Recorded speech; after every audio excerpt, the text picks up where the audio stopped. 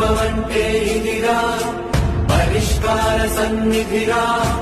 పౌరులంతా పౌరుషంగా ఎదగాలన్నది తన కలరా సంక్షేమమంటే ఇదిరా క్షేమం కోరే నిధిరా ఇంతకన్నా సంబరాని